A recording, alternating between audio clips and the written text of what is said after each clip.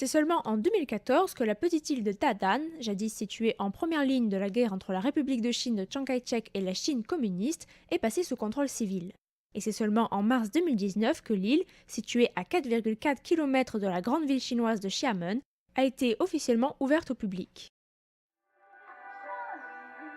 On peut notamment y visiter l'ancienne station radio et réécouter les messages de propagande nationaliste qui font aujourd'hui sourire les visiteurs.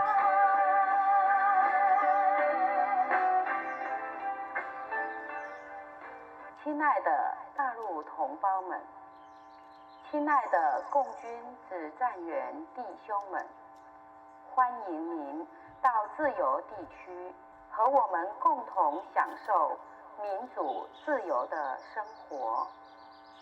来到这里，才会有希望，才会有真正的幸福。 À l'époque de la guerre froide régnait non seulement la guerre des obus, mais aussi la guerre psychologique. Nous sommes ici à la station de Nanshan, sur l'île de Dadan. Les animateurs logeaient sur place et émettaient depuis cette pièce. Le mur de haut-parleurs, lui, est situé à Baishan, sur la partie nord de l'île. Cette station radio était également le seul endroit où étaient stationnés des femmes soldats. Un total de 4 murs de haut-parleurs disposés sur l'archipel de Kinmen envoyaient des messages de propagande sur la côte chinoise en face. Les messages appelaient les hauts gradés de l'armée communiste à faire défection et à rejoindre le gouvernement de la Chine libre réfugiée à Taïwan. Chaque mur est doté de 20 à 30 haut-parleurs, pouvant être entendus à une distance de 20 km et notamment dans la ville de Xiamen. Outre ces murs de son, il y a aussi un mur de la guerre psychologique. Construit en août 1986, on peut y lire sur 20 mètres de long et 3 mètres de haut, inscrit en grands caractères rouges sur fond blanc, « Unifier la Chine sous les 3 principes du peuple ».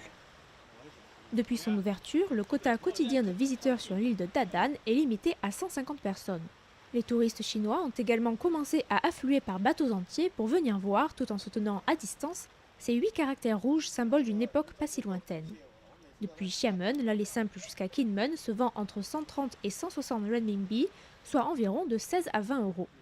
Malgré le prix élevé, plus d'1 million de passagers chinois effectuent l'étrange pèlerinage chaque année, tout en évitant l'île de Dadan qui leur est pour l'instant fermée.